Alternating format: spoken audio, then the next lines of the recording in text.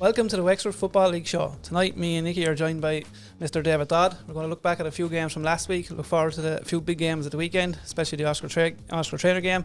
But our main topic tonight is going to be the transfer window of January on the local scene. A few hot topics there, but we'll get to that shortly. First, Nicky, we'll start with the Leinster Junior Cup. You were at the Crossabeg game. You were impressed with him for a change, I believe. For a change, yeah. I know it's just been a bit harsh there, Aidan. You built him up to be one of the top 4 teams in the Premier. I didn't agree with it, but 16 in Leinster now. Yeah, no, and in fairness, they played very well against St. Kevin's the other day. The pitch down there, even with all the weather and conditions, pitch looked really, really well. They got off to a great start. Ron Devericks scored from a header. Really, really impressed with him. Oren Maddock was really good. Aaron Lambert played through the middle, up centre forward. He actually played really well as well. And the left back, they call him Trevor. I can't think of or right back, should I say. He played really well. He was probably the standout player for me on the day. So Crossabeg got the ball down. They played really well, and they were fully deserved to go through. Yeah, you mentioned Roland Derricks there. To me, every time I see him, he just impresses me every day. I think he's a top player, isn't he? Yeah, he is, and he definitely impressed me. I was talking to Joe, and I think I said it to yourself as well. Paul Murphy of Gorey is a centre half who does things effortlessly. You know, like he makes it look quite easy. The best players in England do the same things. They're all over the world, but Ronan Devericks made the game look easy the other day when he played centre half as well. I suppose he's pace, he has power. He just played really, really well. I was really impressed with him. That they're Crossabeg to be close enough to Wexford Town. You surprised that I'm doing so well this year in the Leinster competition? No, I'm not. They have a good base of players out there, and they're generally fit all year round. And you know, Joe has always been a good coach when he was up with yourself, and like he was always going to bring some stuff to Crossabeg that was always going to be good football wise. And look, if Joe had the ammunition out there, it'd be a really good team. And unfortunately, like we touched on this last time we were down here, some clubs are just GAA based at a certain time of year, and it kind of affects them then. But like leaving the GAA out of it, Crossabeg are a decent side. They're battlers. They're very hard to beat. They're very good on their home turf. Interesting game coming up this weekend now with them in Bunclody, and with Bows and Campoy. It's going to be an interesting week in the relegation side of the Premier. But overall, I'm not surprised that Campoy or that Crossabeg are they're where they are. They're a better side than what some of the results have shown over time, and I think that's down to personnel being available to Joe a lot. Nardin had a routine win, Nick, again, and scary. I think everyone expected that. I know bet the Mine lads a week before there, 2 weeks, that Mine lads were disappointed with that, and they said that they expect Nardin to win a handy, and they did, in fairness. Yeah, especially down in Belvedere. Like North End were always going to be red hot favourites in that, and look at they went along and proved it. I think they scored very, very early in the game, and once North End do that, once you open up, they'll hurt you. If you're chasing a goal, but look, it's great to see North End, Crossabeg and Bunclody Dodger betting Bunclody 4-0. It's a comfortable win for them. I think you'd expect them to beat the Kildare side. Both are in the last 16 as well. Again, evergreen. Is it good for the likes of Bunclody now, do you think, doing well in Leinster when they're struggling in the Premier as such? Struggling, I don't know whether that's the word yet. It hasn't really panned out. The table really panned out yet into where we are. There's a lot of games in hand for teams and stuff like that. Like realistically, we said at the start of the season we're still in that. We're in a 3-tier table, aren't we? Like we have the top 2, who's fighting for second, third, fourth, and fifth after that, and then the relegation. So that's sort of panned out now.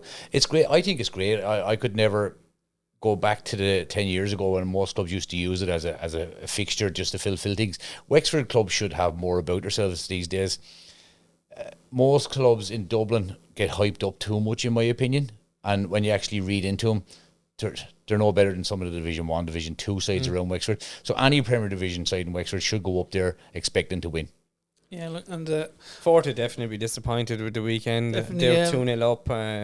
just ran out of steam. I believe. But just they'd have to be disappointed, especially being in such a commanding position within the game. You would have thought that the scene. I spoke to Chris about this, and he was disappointed with the Hardwick result a couple of weeks ago because they're in a good position in that tournament. That's a tournament where you attract teams from all over Ireland, and when you get down to that stage, you don't meet any bad sides. Do you know what I mean? It's the FAI is different than the Leinster Junior, where some sides can sneak through in the Leinster Junior into some of the lower rounds. But they were 2-0 up the other day, and he said he should have made a couple of substitutions earlier than he did. I was up at that Leicester Celtic pitch on New Year's Eve. My young lad was playing up there, and it's a really, really narrow pitch, and I can see why it became a real tough battle in the centre of midfield, and you could understand when you see a red card for Patsy in and around here, because it's like, I'm not joking when they say the width of the table from the sideline to the edge of the box, and that's not an exaggeration. It's that narrow. It's bare minimum. Bare minimum. It's an Astro. And I said to Chris, going up, be careful of the thing, and you could actually see why, because I was following it on the app. You could see why it was getting a bit natty in the middle, because everybody's in the middle all the time. And just to move on, I suppose we're having 4 teams left in the Leinster. I think it's a good thing for Wexford Soccer, isn't it? Asher's brilliant. It's a great achievement, making sure that we're all in there. And wouldn't it be lovely to see 2 or 3 of them getting into a semi-final? Or you definitely like to see them kept away from each other in the next couple of rounds, and hopefully they'll look at a draw, because there's not massive major clubs left in it. Like your North End, your Evergreen, All County, like Trim the Holders are still in it, but no, they got knocked out the weekend. Yeah, did they? Yeah. So like there's very little there that would frighten the life out of anybody, as long as they get a home draw. You'd be hoping that they could get through. We'll move on into the Wexford Cup. Nearly a big shock at the weekend with Fastnet B team out of Division 5, frightening the life out of Campbell out of the Premier. Yeah, it would have been even bigger shock than Crossbykes B team knocking us out of it a few years ago. That Aidan loves bringing up every opportunity he can. So yeah, look at in fairness to Richie and the lads down there, to have Fastnet sitting in second position in Division 5. Campile were missing a couple of lads through suspension and different bits and pieces, but from what I'm led to believe from the Campile lads and the Fastnet lads, it was a great game. Fastnet were full value to get the draw over it, and just unlucky, came down to the penalties, and Campile snuck through, and I'm sure Brad O'Neill maybe had to wipe his backside when he went into the dressing room. I'd say it was touching cloth there at certain stages. It's hard, Dodger, to get the players, you're coming from the Premier, playing maybe Division 4 or 5 teams, to really motivate them for it, isn't it? It is like when you're trying to motivate the lads one week in the league to play, the top sides in the county, and then the next week you're still trying to get them up to the same motivation. I remember last year we played Fort Celtic's B team in the cup, and we were 1-0 down. We got back to 1 all the way, 2-1 down, and it wasn't looking like we were getting back into this game. It was just panning out. They were kicking the ball out of play, and they were just killing it. Our lads were getting frustrated with themselves. I just said to Roy, I think we're gone here, pal. And I think it was PJ popped up and got us into extra time when we came through in extra time. And there's a story to go along with that. The Fort Celtic A team lads were down at the end of the car park in the Bows, waving goodbye and laughing and joking, and at the Bows getting knocked out of the cup, and they got in their car and they went down to Rosslare. We got through, and Rosslere's B team put them out. I suppose on the paper the tied around looked to be Gorey Rangers and All Blacks. The game I went down to, and I have to say, first 20 minutes I think it was 4-0 to Gorey, and just to be straight, Gorey were super. They were impressive. I suppose the counter that I was a little bit disappointed with All Blacks, that they stood off them and probably showed them way too much more respect. I actually thought All Blacks would be gung-ho, going for them, going for their throats, but they didn't. They just, in fairness, if you stand off that Gorey team, they'll just pass you off. But they were impressive all over the field, and Paul Murphy was outstanding. He's like a centre, he's playing centre back, but he's like a quarterback, and there's rumours that he's gone to Bray. I don't know if it is or not. I think we might get to that later, but he will be a big loss to him. Yeah, no, Paul would be massive. But look, you look at that All Black side. They came up out of Division 2 last year, up into Division 1, then to get one of the best teams in the country at junior level. It is a step up.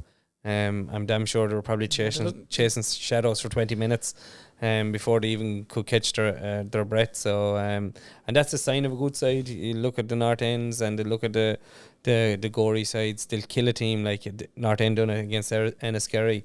Goals up, get them early, kill the team. Don't let them in, especially when they're at home on their own patch. The longer you leave them and drag them into a dogfight, the better chance they have of getting a result. But the good sides normally hurt you early. They were shell shocked and a 4-0 with 20 minutes. I did fear for them now, but they managed to come back around. They made a few substitutions, kind of actually made them stronger, I think, and were fitter, I'd say, maybe. So, and really get around the field a bit more. The other Premier Division 1 tie, Dodger Bows comfortably dealt with Ross Celtic. Could have been a tricky one for him, but I don't think comfortably now. Roy was at it now, and I had spoken to a couple of the lads that were around at it. They got a goal at a nice time just before half time. Young Conor Kehoe just signed from Blackwater for him. He scored, and second half PJ came on for Dermy. Dermy got injured, and PJ came on and scored 10 minutes in the second half. But Roy was saying to me that he was a bit disappointed with Ross, considering it was a home game and there was a bit of a trophy there for him. That they didn't really show that much. They went along a lot of stuff with the long throw from the goalkeeper and stuff like that. He said he was a little bit disappointed in that side of things. But look, it was a tough game for both. It was a tough draw to get. It was a tough game to go up to Ross and get. I said it to Nicky during the week, just get in, get your win, get out of there, and they did. And fair play, they're in the hat. Yeah. They hadn't got the strongest squad around, a few injuries around the place, and so they hadn't got the strongest squad available to them. But look, they got up, they got the job done. In the hat, that's it. And another game you were at, Nicky, was two teams doing well in the division, in Division 2 and Division 3. Rovers beat team again, Tom Brack. Good game? Shocking game, to be honest with you. It was probably one of the worst games I ever did watch in standard wise. But I'll tell you what it was actually an exciting game. Two teams were shocking and exciting, that's a bit. Well, like, it was shocking poor. It wasn't great. If you were to sit there and count how many passes were made, you'd probably count 3 or 4. But two teams were quite level. It was an exciting, even though it was 0-0 after 90 minutes. It was actually quite an exciting game. It was hell for leather. You just didn't know what was going to happen.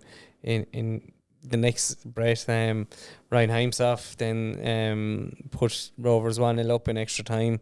It looked like they were going to hang on, and near enough the last kick in the ball. Well, I said it to the lads on the line.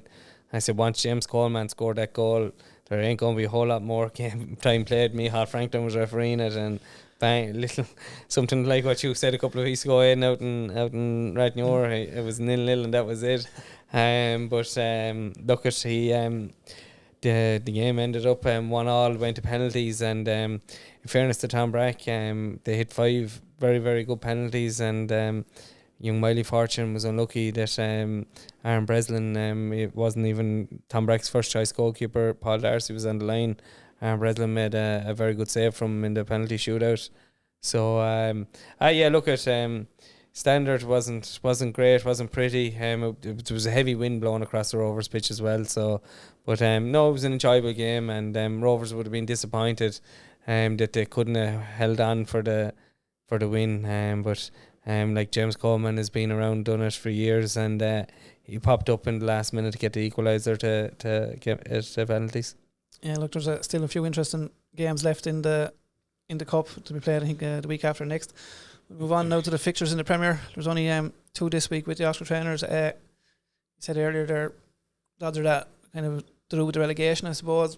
I don't see Wexford Bows in it myself, but if they don't get a win here, they will be dragged into a kind of want again Campile. Yeah, well, like we touched on earlier, the table hasn't really set itself down yet. Ajax have done themselves no favours first half of the season, just drawn too many of some good results. There's still only draws at the end of the day, but this week is huge. Like if for talk's sake, if Campile were to beat Bows, they go 6 points ahead of them, and that's not easy to claw back. But then if Bows were to beat Campile, you kind of think, well, let's get a few more points on the board and let's get out of here and not be worrying of that thing. But it's the type of game. When I seen the fixture Monday morning, it sent a shiver down my spine, because it's not the time you want to go down to Campile. There's never a good time to go down there, but preferably if you went down there with a a village wedding and a county football final on, and there's you know that kind of stuff. But you're going down there now. Campoyle are on a little bit of a hide of a few points on the board. They know how big the game is, and look, it's one of those games you get 2 or 3 in the season where Nicky just has to say, right lads, there's no work on Sunday morning. There's no injuries. There's no getting married. There's no christening for children. You're just playing soccer Sunday morning. You have to go and win. It's as simple as that. Yeah. But I disagree a little bit. I do think Bows maybe are in a relegation battle. I think you look at Gorey, North End, obviously not, Ferns, Des Moines and Crossabeg. But I think from the bottom 6 could go anywhere. Like, for me, so far, Bows haven't done enough this year. Yeah, on paper, they've had a very, very stop-start season with outside competitions and different bits and pieces. So I think Nicky has to get that team settled now and start kicking on paper. If they win 3 or 4 games, they could pull themselves up. But so could Crossabeg pick up 2 or 3 wins. Bunclody could, Shamrock Rovers could. So it's about getting that bit of consistency for Bows. It's a massive game going down into Campoyle.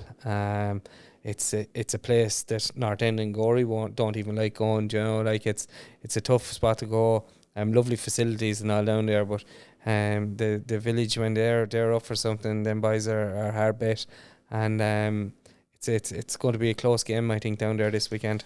Yeah, I think Bows win it, and I think they could win a handy, especially after Campoyle having that fright last week. But I think Campoyle were missing a lot last week. Did a couple of suspensions and things like that. You're saying about the table, and you're saying a couple of wins coming up. But I think Wexford Bows will be like Courtown. A couple of weeks ago, we were looking at Courtown in Division 1, thinking, geez, are they in a relegation battle in Division 1 or just a mid-table team? All of a sudden, 2 or 3 wins. Now I think they were 1 game from going point behind top up there. So yeah, I can see Bows doing something similar myself. If Bows are to pull themselves up the table like that, it's these games. They have to win. It's the bottom 6 have to worry about. They can't be getting themselves prepared for the top 2 and 3 and expecting to get loads of points out of this. You have to win what's around you. Yeah, it's a huge game, but like Bows have 2 wins in the league from 7 games. Like they've lost. They've really let themselves down in 1 game only this season. I was talking to Nicky last week about it. Let themselves down the first game of the season to Crossabeg. Everything else has been the odd goal to Gorey, the odd goal to Rovers, the odd goal to Moyne, the odd goal to Ferns. They've won their Leinster games, in fairness to them. They're beaten on penalties against Tala, who put out Avenue last week. You know, so the results are there. But you can't turn results in Leinster and FAI juniors, and we've just lost by the odd goal, because if you keep losing by the odd goal, you're going to get relegated. It's as simple as that. Yeah. So they have to start turning these games into points. I totally agree with Jaden. They can do it, but they have to prove it. Yeah. And I think the other game was actually the biggest game for me, because I think whoever loses that is going to probably end up in a battle with Campoyle for that last spot to go down with Crossabeg. So you tell me Ajax are gone? Think so, yeah. They're not winning games. They've got some cracking draws, but again, Gorey and the Moyne now, but need to start winning games. Yeah, and look at the struggle big time to get over the Ballock in the Cup. It went to extra time, 2-1. No, look at Ajax. Yeah, I think they're going to be under serious pressure. Ajax are, and you're dead right. That Bunclody Crossabeg game. I've seen the 2 of them. Since we came back after the Christmas break. Crossabeg last week really impressed me.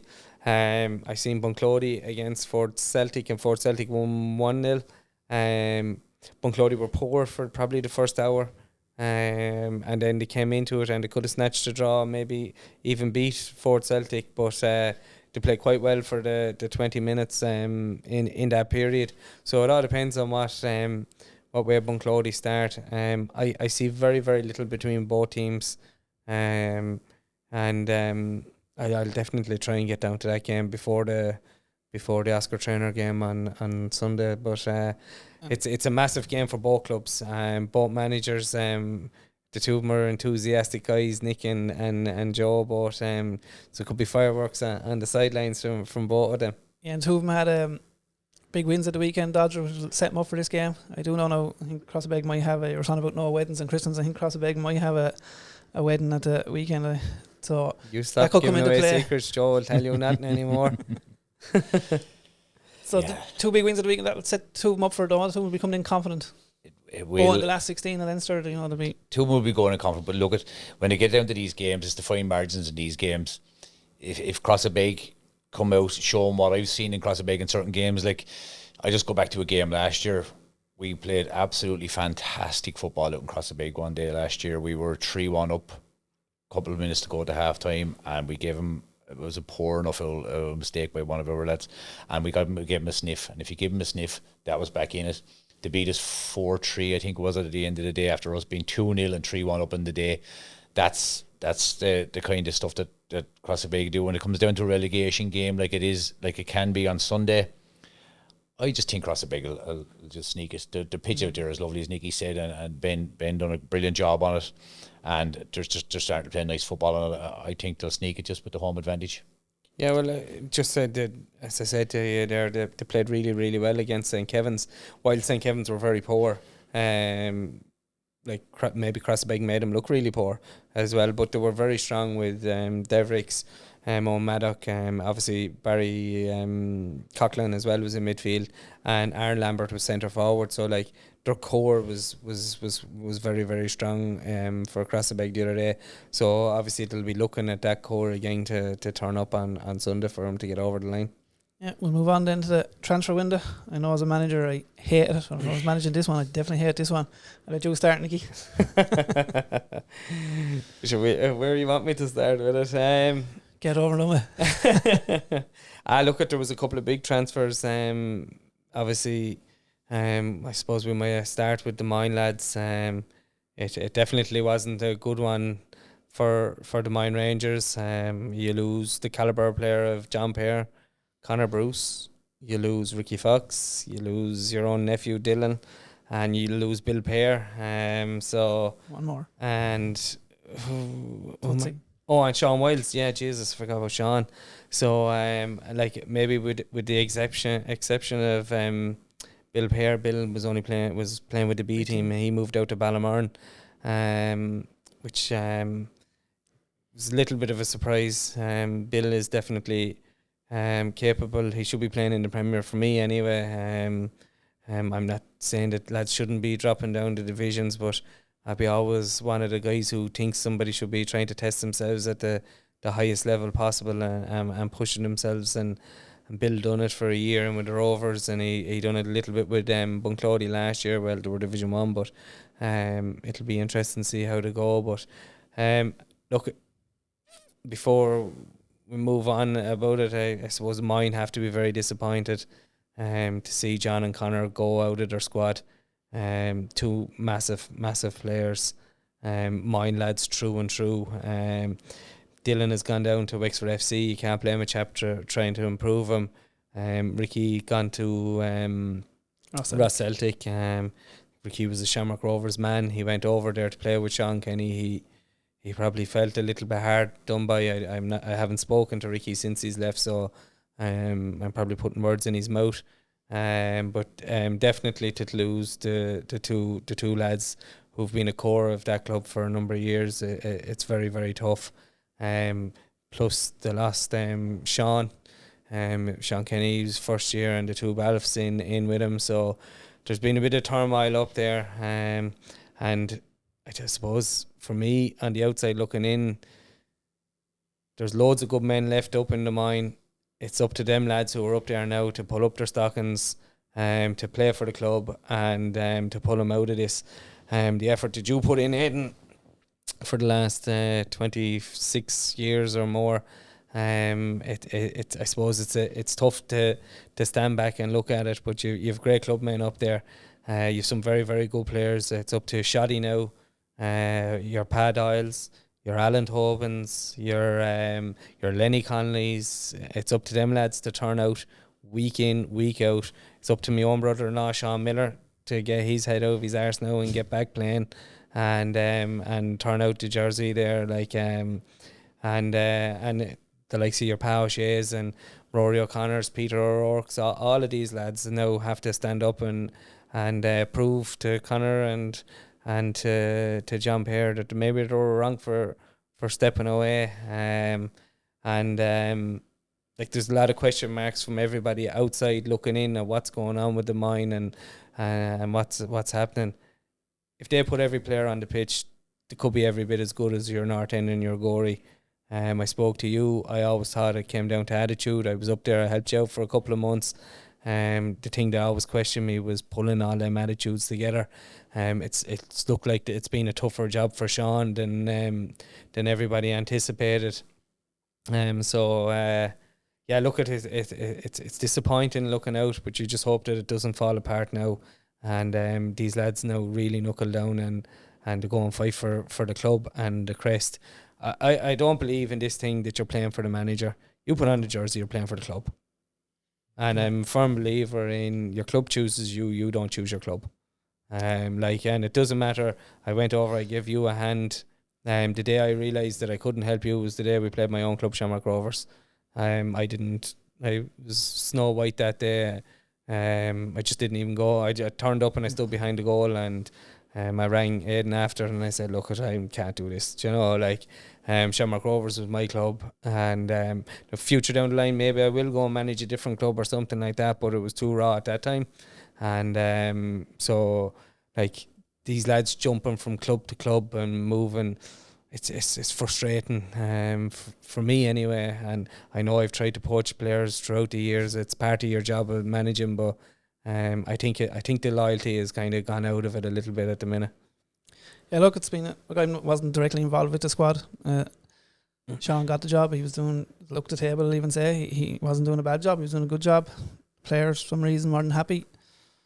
Sean made a decision to leave, and players decided to leave. I won't lie, it's been a tough week to be a member of that club. But as you said, there's great men up there. We've done great work over the last 20 years. And you look at Festy, Aaron Dobbs. When we're talking to Ryan Delaney there earlier, two of them were from our club, born and bred. Is it disappointing, shocking to see John and Bruce go? For me personally, yes, they're born and bred. John Pear was 16 years of age, winning a playoff Division 1 title, gets up to the Premier. He played in cup finals with us. Look, they made decisions for them. I mightn't like them, but they have to do what's right for them. It is disappointing, and I'm not skirting from it. And I'd like to get Dodgers talking, because if you looked at the squads in June, you'd say that Wexford Bows and the Mine were probably the two squads that could challenge the top two along with Fort Celtic. Wexford Bows got, I think there's 4 or 5 gone now. The Mine, there's 5 gone this time. It's just, there's just a trend starting to me with the transfers, and I hope it's only a blip this month and it doesn't happen. Usually, yourself, me and you, Sean Kenny, Peter Marsden, Anthony Russell, Mossy Mann, you had Marty Kelly John Hudson, in around that area. That's the same down at Wexford. Or maybe lads are leaving that are not happy with the manager, or maybe lads are leaving that are maybe playing Division 2 and thinking, geez, I can go to a team in the Premier and be good here, and I want to play at the highest level. But I think what we've seen this month, Dodger, is players leaving the next best clubs to join the top 2. Which is, I think it's frightening for me what could happen to the soccer. Yeah, well, before we touch on to any individuals and what clubs they're going to and stuff like that, the thing for me is, just in general life, people stopped talking a few years ago and everyone texts each other. And nobody rings each other anymore because somebody can Snapchat you and all that sort of stuff.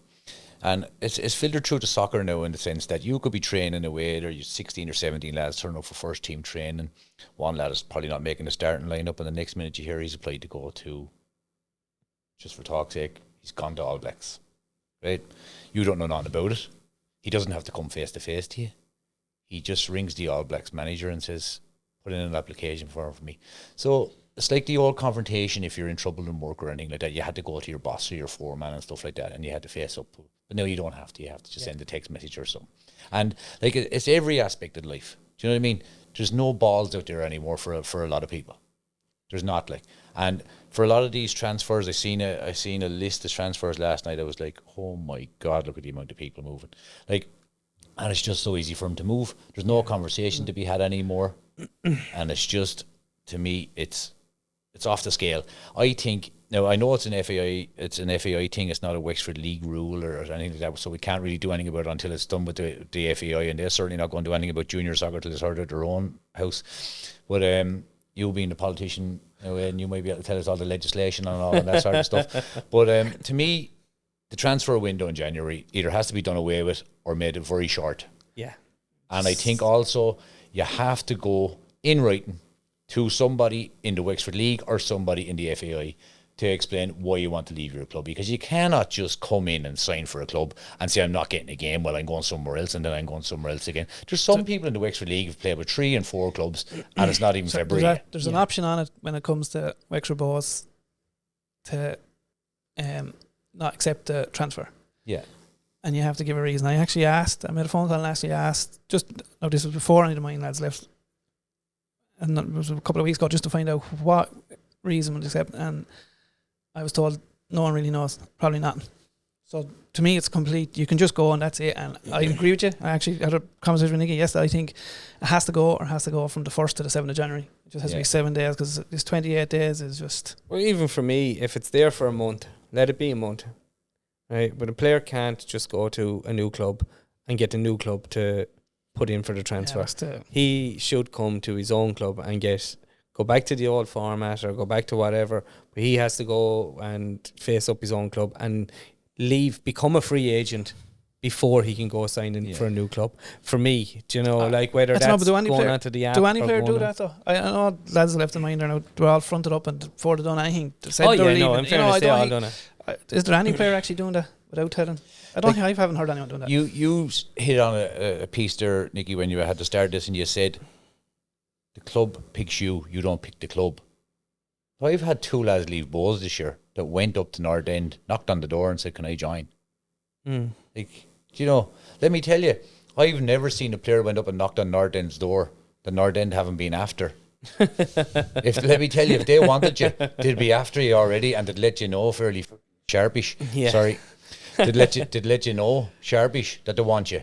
And you'd be well primed to join them at the next available transfer window. So you don't have to go knock on any doors. No. Go up there and join there. So the 2 players that have joined up there, it won't surprise me if they don't get much game time.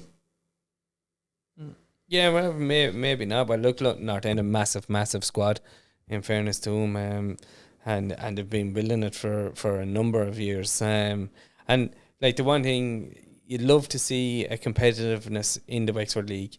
You don't really want it to go down the Kilkenny route where you've Evergreen or Free Brewers. I suppose that's one just thing. Just winning everything, like, because there is a good competitiveness. While North End and Gorey have been dominating league titles, but you just don't want it just solely going down to the 2 of them. Like, cause on any day, Bows can put it up to North End, and that's what probably stopped the league title last year. Going to North End was the draw down in Wexford CBS that Bows got out of him, you know. So you don't want to see that edge of competitiveness leaving the league. So that's my concern on it. Players can go wherever they want. If they're not happy, if they're this, that, the other, they don't like a manager, you get that. But I do think you should try and stick with your... Yeah, I suppose we can sit here and give out, but Wexford is probably unique that it probably hasn't really come into Wexford big time yet, but in the other leagues, you said if best players in Kenny are playing with Freebooters and Evergreen, no matter where they're from. Tipperary, they're playing with Michaels and the 2 Clemels. Waterford, just seen all playing with Villa now. Dublin is the same. You have Usher, the D team at the moment. Oliver Bondbar a couple of years ago. So I suppose it's not coming in. You could argue North End and Ross Celtic before them. We've been doing it for years. As I said, I'm not sticking up for Nicky Rang with Shamrocks, but they were local. They were Enniscorthy lads were just outside of it, and Marty Kelly came from Cormac's, but Cormac's were... Well, Marty's whole family will be Enniscorthy, you know, like as well. You've been playing with all his cousins and things like that, and but the like we did go. Still there, we got Mars, and we had Danny O'Reilly for a year. But it was the big thing for me. And you hit on there, like in Wexford, even after all that, like there's still scoring North End this year. I don't see him in Bedford the rest of the year myself. Bar each other. Yeah, but the mine could beat him. Wexford Bows could take points off on him. I think Ford Celtic could. You don't have that down in Kenny. It's Evergreen are not going to lose to no one, only Freebooters. Freebooters are going to lose to no one over Kenny. I think Villa, maybe Bows. But my fear with this transfer window, with the best players from Bows going to North End, the best players from the mine going to North End and Gorey, where does it stop? Like, now I know the other big transfer that we haven't mentioned was from one North End, Adam Beery going to Ford Celtic. Ford Celtic, yeah. That'd be a massive one for Ford Celtic. To me, that's probably one of the biggest shocks. You have to look at North End. They've had an unbelievably successful, really, when they get John Pear, they got Evan Farrell, they got Sean Allen to come in as a second goalkeeper. Like they got Luke Farrell. So there's 4 excellent players that they've got in. They lost Adam Beery. Do you know, like, so, like, I'd say Denny is down there. He's saying, yeah, Jesus, we lost Adam. Jesus, I'm happy I got 4 core good players, even if I don't use them. Is that a shock? You're living here in Wexford. No, Was that a shock down there? He's a great signing for Fort, I think Adam could be. I would have always let that one slip. It wasn't a huge shock because I had I'd heard bits and pieces of it happening before. You see, there's a nucleus of players up in North End that are coming to the end of their career, and like Denny does predominantly like to play young players. He's not stupid. He will play the main core of the team, but he'll always stick in your Niall Connolly, and you know he likes youth in the thing. So he's not going to stick in 5 and 6 lads around your core, say Delaney and Spot and Rhodes and stuff like that. He's not going to stick in Kyle, Shane, Adam. He's not going to play them all. Yeah. Do you know what I mean? So he's going to drop out. And I think Adam got left out a couple of times more than he wanted to. He got a few injuries. He was picking up a few injuries along the line there. We hadn't seen him start against us for a couple of years, in the sense that he was missing a few derbies and stuff like that, which wasn't like Adam, because Ficker scored nearly every week against us. Adam's a great player. But when it comes down to, so I'd say it wasn't that much of a shock to say he was leaving. It was a little bit of disappointment that he didn't go to the black and white side of the town, but he decided to go to Fort Celtic, and he probably just got out of Dodge City on that one. But it's green and white. It's not the Shamrock Rovers green and white. Yeah, but look, he could be a huge signing. It could go 2 ways for him out there. If he stays fit, puts in the effort, it'll be massive. If he stays fit, puts in the effort, and gets the bit back between his teeth, he can bring serious experience to that side. It could definitely work, and this is the positive side, I suppose. We're touching a little bit on the negative side of it.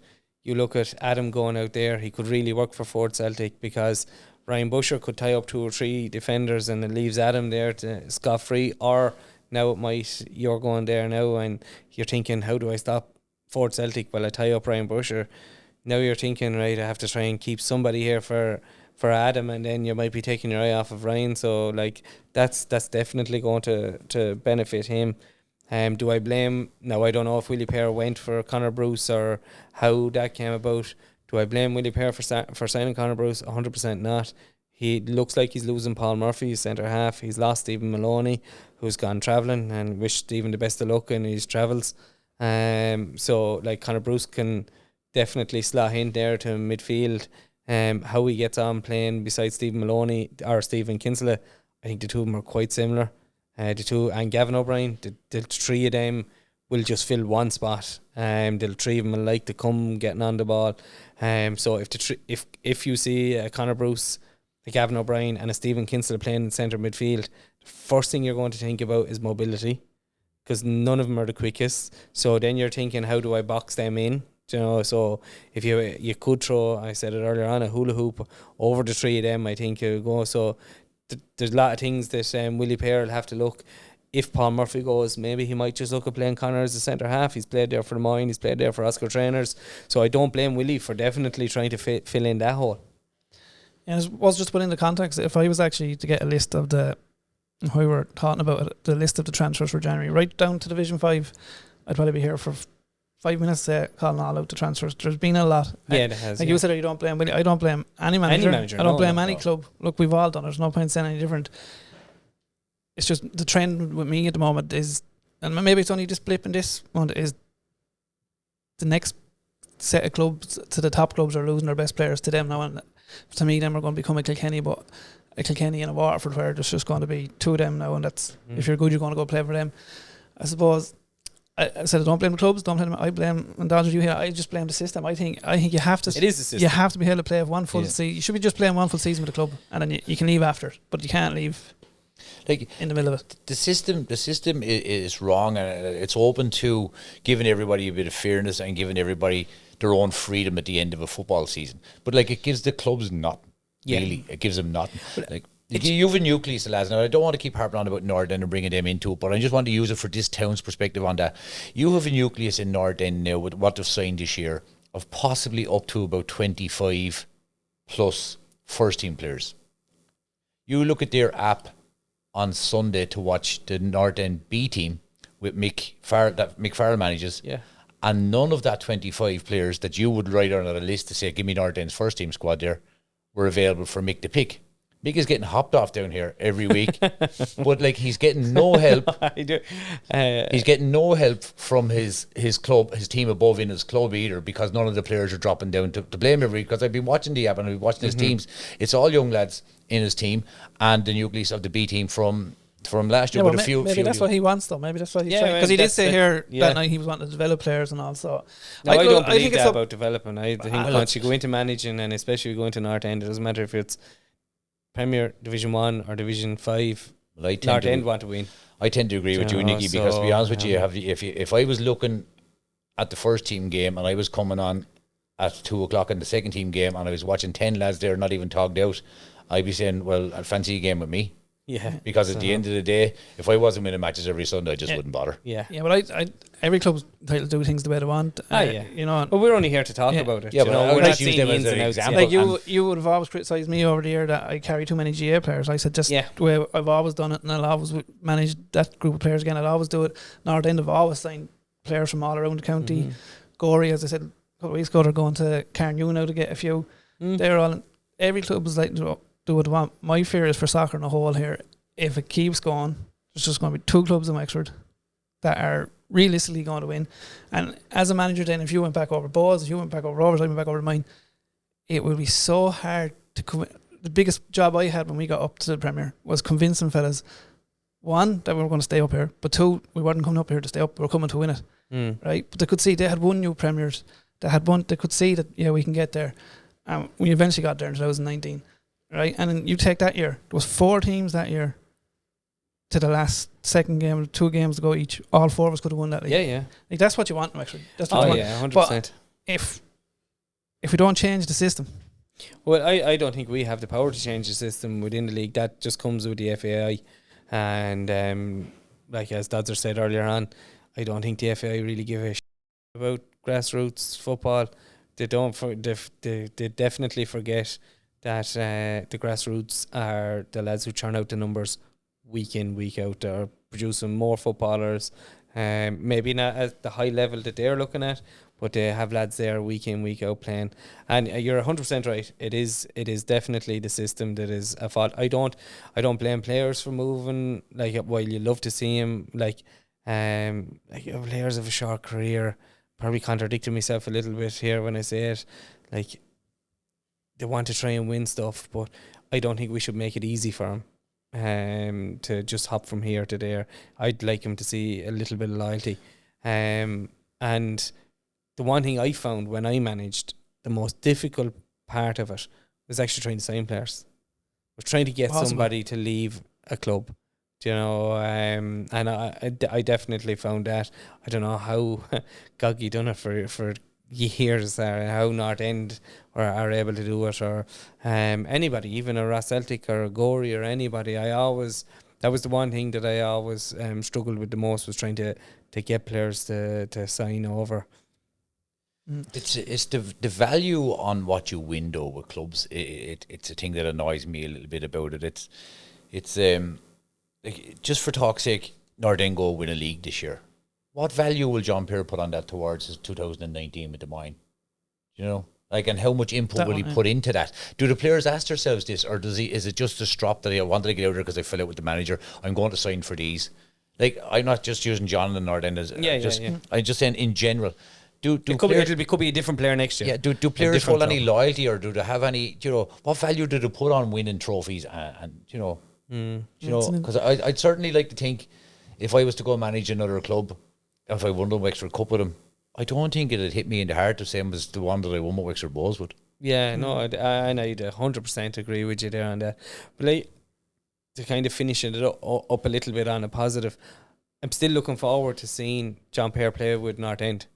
Like, I'm still looking forward to going down and having a look at him and seeing where does he fit in.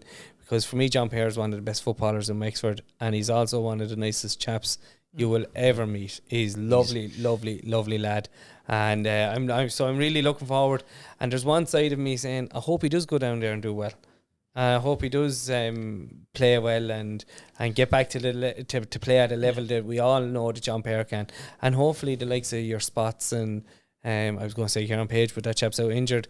But and all the Evan Roach and all these lads, they'll all be able to bounce off of John and his enthusiasm. And so I'm interested. The other thing I'm interested in seeing is, as I spoke about, where does Conor Bruce fit in? Conor's a completely different character to John. You know, like and personalities and everything. So I'd be interested to see if Conor doesn't get a run in the game for a couple of weeks.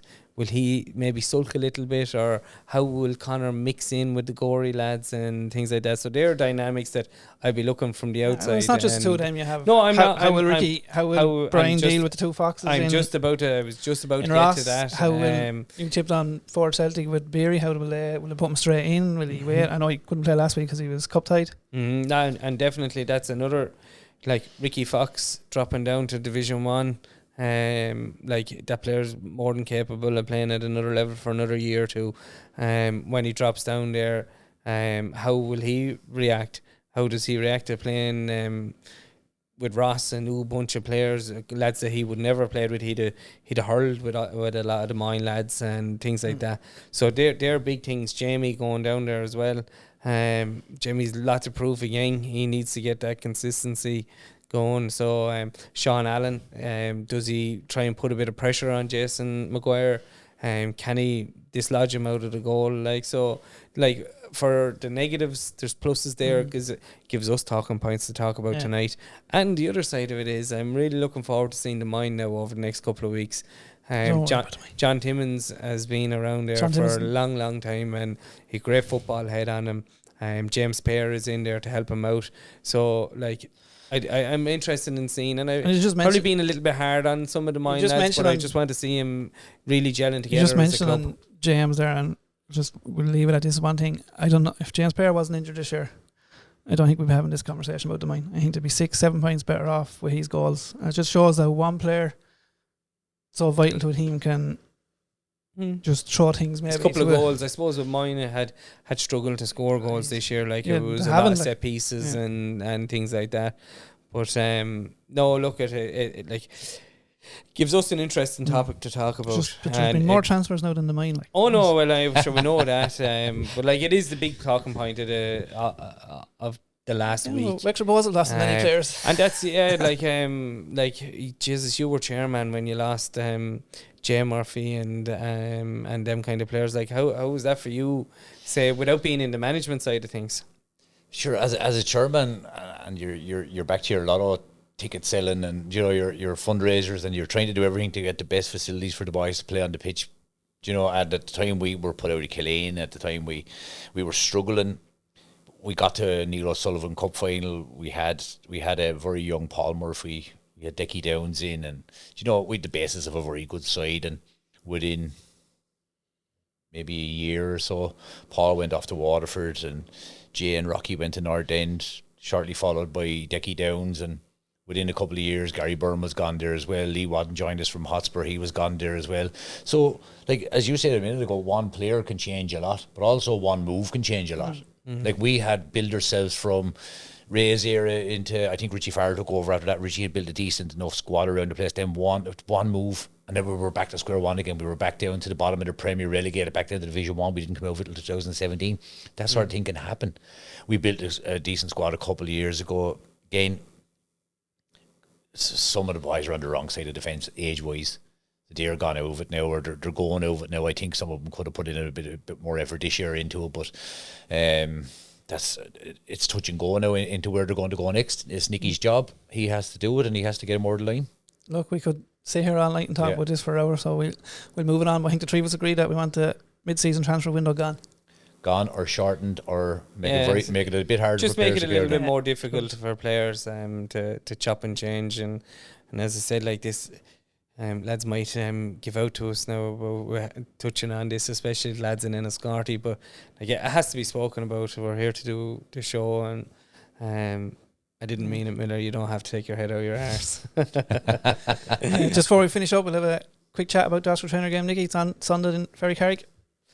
Yeah, massive game for Ken. 2 o'clock, isn't it? 2 o'clock. A massive game for Ken and the lads. Carlo bet the Leinster Senior League. I think it was 2-0 last night, so they're sitting in the final waiting for the winners on Sunday. Look at Carlow and Trent. Carlow in the final, yeah. So so look, it's a massive game for not only Ken, it's for the whole of Wexford. It's the Pat Whitty Trophy. We spoke about it last week with all the lads. So there's a couple of lads away actually. There's a wedding on and a couple of lads carrying injuries, but Ken is the whole county to choose from, and he told us last week that's what he's planning on doing. So it'll be interesting to see what team he picks come Sunday. We had him in here last week, Dodds. If you understand me. They're fairly confident. I expect nothing but a comfortable win myself. What do you think? No, sure. Look, we seen him that night against Carlow, and look, there was a lot more to come from that night that we seen him. I think Wexford have the best squad in Ireland, to be honest with you. They've certainly they've a great pick to get from. I think they'll win on Sunday. I think they'll be Carlow in the final. Carlow will show a bit more, I'd say, than what we've seen on that night, because look at the New Oak boys. They're well able to bring it up to a big game and throw in another few lads with them. But look, let's get over the semi-final first. But Wexford have an excellent squad, lads. We showed it the year before COVID. We were in an All-Ireland semi-final, was it? Just getting ready for a final, and that was, look, Brad was unlucky. Yeah, Brad was unlucky with that Again, one. Paul Murphy will be a big one if he's available or not, or if he's gone. Yeah, well, he's I think, as far as I know, he's still registered with Gorey. I think he you told have till the middle of February to sign with League of Ireland. But I think Bray. I haven't spoken to Paul, but just I hear a few people saying that Bray were kind of putting a bit of pressure on him to get signed up and get it done and dusted. Obviously they don't really want him playing outside of Bray with the start of the season coming up. So if Paul's a miss, he'll be major loss to him, and he's major loss to any team. But look at them; they're definitely good enough. And the only thing I can say is get out and support these lads. These lads are playing for Wexford. It's the very same as the senior hurlers going out in hurling last weekend. These lads put in a massive effort and they're representing their county. So for me, any football, soccer person, call them whatever you want. If you're interested, get down and support these lads on Sunday, because it's not every year that you're home in a Leinster semi-final with an opportunity to move on. Yeah, Paul will be a huge loss, but at the end of the day, we can't worry about what lads going back to League of Ireland, because Paul only came from League of Ireland in 2022 anyway. So if anyone's going back to the League of Ireland, we have plenty of players around at junior level to go and replace that. We only spoke about it. Chaperone and Devricks, definitely. Yeah. I don't know what his circumstances are, but he's another one, and there's 10 other centre halves we could mention, but that's why Ken gets paid the big bucks. Yeah. Thanks, man. And as Nicky said, just encourage everyone to get out to Ferrycarrig Park on Sunday. It is our county team, and we wish Ken and all the boys the best in the Leinster semi-final. Thank you.